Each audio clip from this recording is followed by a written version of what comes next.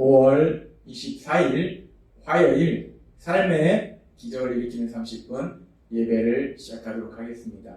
하나님께서 오늘 우리에게 주신 말씀은 갈라디아서 2장 15절부터 19절까지 말씀입니다. 이 말씀 제가 봉독하도록 하겠습니다. 우리는 본래 유대인이요 이방 죄인이 아니로되 사람이 의롭게 되는 것은 율법의 행위로 말미암음이 아니요 오직 예수 그리스도를 믿음으로 말미암는 줄 알므로 우리도 그리스도 예수를 믿나니 이는 우리가 율법의 행위로서가 아니고 그리스도를 믿음으로써 의롭다함을 얻으려 합니다. 율법의 행위로서는 의롭다함을 얻을 육체가 없느니라. 만일 우리가 그리스도 안에서 의롭게 되려 하다가 죄인으로 드러나면 그리스도께서 죄를 짓게 하는 자냐? 결코 그럴 수 없느니라. 만일 내가 헐었던 것을 다시 세우면 내가 나를 범법한 자로 만드는 것이라. 내가 율법으로 말미암아 율법에 대하여 죽었나니 이는 하나님에 대하여 살려야 합니다. 아멘. 오늘도 이 시간 하나님께서 우리에게 주신 말씀을 듣기 전에 잠시 기도하는 시간 갖도록 하겠습니다. 하나님 아버지, 오늘도 저희를 사랑하셔서 저희를 만나주시고 저희에게 말씀해 주시니 감사합니다. 하나님 아버지, 오늘도 하나님이 주시는 말씀을 듣게 하시고 그 말씀을 통해서 진리를 깨닫게 하시고 그 진리 안에 거함으로 인해서 자유함을 누리며 하나님의 크신 영광을 나타내는 저희가 될 수 있도록 은혜 베풀어 주옵소서. 예수님의 이름으로 감사하며 기도드리옵나이다. 아멘. 바울 사도는 갈라디아서 2장 16절에서 이렇게 말합니다. 사람이 의롭게 되는 것은 율법의 행위로 말미암음이 아니요 오직 예수 그리스도를 믿음으로 말미암는 줄 알므로 우리도 그리스도 예수를 믿나니 이는 우리가 율법의 행위로서가 아니고 그리스도를 믿음으로써 의롭다함을 얻으려 합니다. 율법의 행위로서는 의롭다함을 얻을 육체가 없느니라 라고 얘기합니다. 바울 사도는 자신은 하나님께 선택받은 이스라엘 백성으로서 하나님께서 주신 그 율법의 말씀이 있는데 근데 그 율법의 말씀을 사람들이 자신들의 노력으로 지킴으로 인해서 율법의 행위로라는 것은 율법을 노력으로 자신들의 노력으로 지키는 걸 의미해요. 자신들의 노력으로 율법을 지킴으로 인해서 의롭다함을 받는 것이 아니라 의롭게 되는 것이 아니라 그리스도를 믿음으로 오로지 믿음으로만 의롭게 된다라고 다시 한번 분명하게 말하고 있습니다. 이 성경에서 우리가 구원에 있어서 가장 중요한 질문이 믿음으로 의롭게 된다는 거예요. 믿음으로 죄사함을 받는다는 겁니다.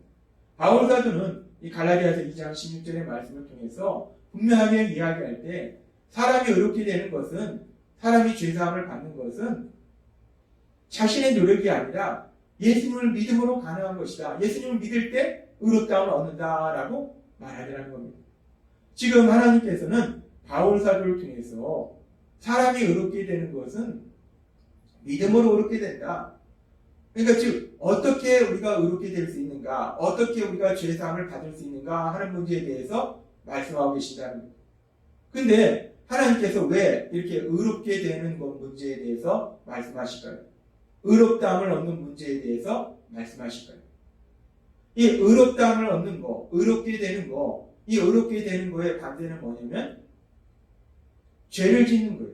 죄인이 되는 거예요. 지금 하나님께서 바울 사도를 통해서 어떻게 하면 의롭다함을 받을 수 있는지, 의롭게 될 수 있는지에 대해서 말씀한다는 것은 반대로 생각해보면 하나님께서는 의롭다함을 얻는 것과 반대되는 그 죄를 짓는 문제, 죄의 문제를 아주 심각하게 생각하신다는 거예요. 그렇습니다. 하나님은 죄의 문제를 아주 심각하게 생각하세요. 사람들이 죄 짓는 문제에 대해서 가볍게 여기시지 않고 이 문제를 아주 중요하게 생각하신다는 거예요. 그런데 세상 사람들은 어떻습니까? 세상 사람들은 죄를 짓는 부분에 대해서 어떻게 생각하냐? 사실 세상 사람들은 죄를 짓는 거에 대해서 그렇게 심각하게 생각하지 않습니다. 죄를 짓는 문제에 대해서 그것이 큰 문제라고 생각하지 않아요. 세상 사람들한테 중요한 것은 죄를 짓느냐 안 짓느냐가 아니라 내가 돈을 가지고 있느냐 없느냐, 권력을, 명예를 가지고 있느냐 없느냐, 이것이 더 중요한 문제라는 거예요. 그렇기 때문에 세상 사람들은 내가 더 많은 돈을 벌 수만 있다면, 내가 더 큰 권력을 가질 수만 있다면, 내가 더 큰 명예를 가질 수만 있다면 죄를 짓는 거에 대해서 전혀 문제 삼지 않고 심각하게 생각하지 않는다는 것. 그것이 세상 사람들의 모습입니다. 그리고 세상 사람들은 그렇게 죄를 지을지라도 내가 더 많은 돈을 가지고 있고 더 큰 권력과 명예를 가지고 있으면 그러면 나는 행복한 삶을 살 수 있을 것이다 라고 생각한다는 것. 그리고 세상 사람들이 그렇게 생각할 뿐만 아니라 사실 우리가 세상을 살면서 사람들의 삶을 보면 분명히 엄청난 죄를 지었는데, 큰 죄를 지었는데도 세상 속에서 많은 돈을 가지고 있기도 하고 또 권력을 가지고 있기도 하고 명예를 가지고 있기도 하고, 그래서 우리가 세상적인 눈으로 보면 행복한 삶을 살고 있는 것 같이 보인다는 거예요. 그렇게 죄를 지어도 그렇게 돈도 가지고 있고 명예도 가지고 있고 권력도 가지고 있고 그래서 행복한 삶을 사는 것 같은데, 그런데 왜 이 세상을 만드시고 또한 우리를 만드신 하나님, 그 하나님은 죄의 문제에 대해서 그렇게 심각하게 말씀하시는 걸까? 왜 하나님은 그 죄의 문제에 대해서 그렇게 중요하다라고 말씀하시는 것일까? 우리가 하나님께서 왜 죄의 문제에 대해서 중요하게 말씀하시는가? 우리가 알다시피 우리가 믿는 하나님은 사랑의 하나님이지만 공의의 하나님이시라는 거예요. 하나님은 죄에 대해서 분명한 대가를 치르도록 하시는 공의의 하나님이시라는 거예요. 그래서 하나님께서는 에스겔 선지자를 통해서 에스겔서 18장 20절에서 이렇게 말씀하십니다.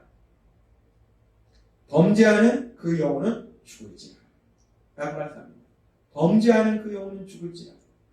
죄의 대가가 무엇인가? 죄의 대가는 죽음이다 라고 하나님 말씀하신다는 거예요. 창세기에도 보면 하나님의 말씀에 불순종했을 때 먹지 말라, 먹으면 반드시 죽으리라 라고 말씀하셨어요. 하나님은 계속해서 말씀합니다. 죄의 대가는 죽음이라는 거예요. 하나님은 공의의 하나님이시기 때문에 죄를 짓는 사람에 대해서, 그 죄에 대해서 그냥 넘어가시지 아니하시고 그 죄의 대가를 분명히 물으신다는 거예요. 죄에 대해서 심판하신다는 거예요. 그래서 하나님은 말씀하십니다. 죄의 대가는 죽음이다. 근데 여기서 말씀하는 죽음이 단순히 육체적 죽음을 의미하는 것이 아니라는 거예요. 단순히 육체적 죽음을 의미하는 것이 아니라 여기서 말씀하는 죽음은 영적인 죽음이에요. 이 세상을 만드셨고 이 세상을 다스리고 계신 하나님 뿐만 아니라 우리를 만드셨고 우리를 사랑하시고 우리에게 생명을 주시고 우리에게 모든 좋은 것을 주신 그 하나님, 그 하나님과 관계가 단절되는 것, 끊어지는 것, 그것이 바로 죽음이라는 거예요. 죄는 우리를 사랑하시고 우리에게 모든 좋은 것을 주신 그 하나님, 그 하나님과의 관계를 단절시킨다는 거예요. 따라서 그 하나님과의 관계가 단절되는 것이 바로 저주요, 그 하나님과의 관계가 단절됨으로 인해서 우리 삶 속에 고통이 온다는 거예요. 그렇습니다. 죄의 결과는 죽음이요, 저주요, 고통이라는 거예요. 그래서 하나님께서는 바울 사도를 통해서 죄를 짓는 사람들의 삶에 대해서 명확하게 말씀하실 때 로마서 2장 9절은 이렇게 말씀합니다. 죄를 저지르는 사람은 유대인이나 이방인이나 가릴 것 없이 슬픔과 고통을 당하겠지만 이라고 말씀합니다. 하나님은 분명히 말씀합니다. 죄를 짓는 사람은 그들이 하나님께 선택받았던 민족인 유대인이거나 그렇지 않았던 이방인이거나 누구든지 세상의 그 어떤 사람도 가릴 것 없이 죄를 짓는 사람은 슬픔과 고통을 당한다 라고 하나님은 분명하게 말씀하신다는 거예요. 죄를 지을지라도 엄청나게 큰 죄를 지을지라도 세상 속에서 많은 돈을 가지고 있을 수 있습니다. 죄를 지었다고 가난하게 사는 거 아닙니다. 우리가 세상을 보잖아요.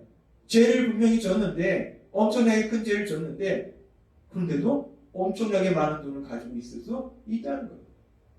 분명히 죄를 졌는데 엄청난 권력을 가질 수 있다는 겁니다. 죄를 졌는데 명예를 가질 수 있다는 거예요. 그런데 그렇게 돈과 권력과 명예를 가지고 있을지라도 그들은 결코 참된 행복을 누릴 수 없다는 겁니다.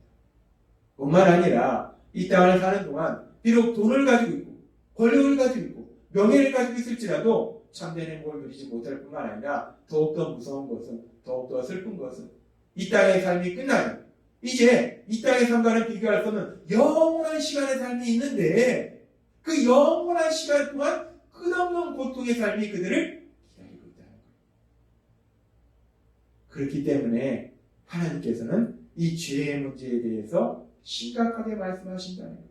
죄는 죽음과 저주와 고통으로 우리를 데리고 가기 때문에 그래서 하나님은 이 죄의 문제에 대해서 심각하게 말씀하시고 이 죄의 문제를 해결할 수 있는 것, 그래서 의롭다함을 얻는 것, 의롭게 되는 것이 중요함을 말씀하시는 거예요. 그래서 하나님께서는 우리에게 말씀하시는 거예요. 하나님께서는 바울 사도를 통해서 우리에게 말씀하실 때 갈라디아서 2장 16절에서 이렇게 말씀하십니다. 사람이 의롭게 되는 것은 율법의 행위로 말미암음이 아니요 오직 예수 그리스도를 믿음으로 말미암는 줄 알므로 우리도 그리스도 예수를 믿나니 이는 우리가 율법의 행위로서가 아니고 그리스도를 믿음으로써 의롭다함을 얻으려 합니다. 율법의 행위로서는 의롭다함을 얻을 육체가 없느니라. 아멘. 하나님께서는 죄가 얼마나 심각한 것인지, 죄가 우리 삶 속에 얼마나 큰 영향력을 행사하는지를 분명히 알고 계시기 때문에 그 죄의 문제를 해결하는 것, 그것이 중요한 것을 알고 계시기 때문에 우리가 어떻게 그 죄의 문제를 해결하고 죄사함 받아서 의롭다함을 받을 수 있는지, 우리가 어떻게 의롭게 되는지 그 부분에 대해서 분명하게 우리에게 말씀하신다는 거예요. 하나님이 우리에게 이 부분을 말씀하신 것은 하나님께서는 죄로 인해서 우리가 이 땅에서 참된 행복을 누리지 못하고 영원한 고통으로 가는 것을 하나님께서 원치 않으시기 때문에, 하나님은 우리를 사랑하시기 때문에 우리가 그 죄의 문제를 해결하고 이 땅에서 하나님이 주신 참된 행복을 누리고 또 영원한 이 땅을 떠난 이후에도 그 영원한 기쁨을 누리도록 하시기 위해서 오늘 바울 사도를 통해서 갈라디아서 2장 16절 말씀을 통해서 우리에게 말씀하신다는 거예요. 우리가 어떻게 죄의 문제를 해결할 수 있는가, 어떻게 죄사함을 받을 수 있는가, 어떻게 의롭다함을 받을 수 있는가, 어떻게 의롭게 될 수 있는가. 유대인들이 생각했던 것처럼 하나님 주신 그 율법의 말씀을 지킴으로 의롭게 되는 것이 아니라 그 누구도 하나님의 말씀을 지킴으로 의롭게 될 수 있는 사람은 없다는 거예요. 그 누구도 하나님의 말씀을 100% 지킬 수 있는 사람이 없기 때문에, 그래서 우리가 의롭게 되는 것은 죄를 지은 우리를 대신하여 십자가에 돌아가시고 부활하신 그 예수님, 그 예수님을 구주와 주님으로 믿는 믿음, 그 믿음으로 우리가 죄사함 받을 수 있다, 의롭다함을 받을 수 있다, 의롭게 된다 라고 말씀하신다는 겁니다. 오늘도 하나님께서 우리에게 주신 말씀처럼 우리가 우리의 노력이 아닌 죄를 지은 우리를 대신하여 십자가에 돌아가시고 부활하신 예수님, 그 예수님을 구주와 주님으로 믿음으로 인해서 죄사함 받아서 의롭다함을 얻을 수 있는, 의롭게 될 수 있는, 그래서 하나님이 주시는 참된 복을 누릴 수 있는 우리 모두가 되기를 주님의 이름으로 축원합니다. 기도하겠습니다. 하나님 아버지 감사합니다. 오늘도 주신 말씀처럼 죄의 문제가 너무나 심각하기 때문에 하나님께서는 그 죄의 문제를 해결할 수 있는 방법, 우리가 의롭다함을 얻을 수 있는 방법, 의롭게 되는 방법에 대해서 바울 사도를 통해서 다시 한번 말씀해 주셨습니다. 오늘 주신 말씀처럼 우리가 예수님을 구주와 주님으로 믿음으로 인해서 의롭다함을 얻고 하나님께서 주시는 참된 행복을 누리는 저희 모두가 될 수 있도록 은혜 베풀어 주옵소서. 예수님의 이름으로 감사하며 기도드리옵나이다. 아멘. 이 시간도 하나님께서 우리 주신 말씀을 묵상하면서 조용히 기도하는 시간 갖도록 하겠습니다.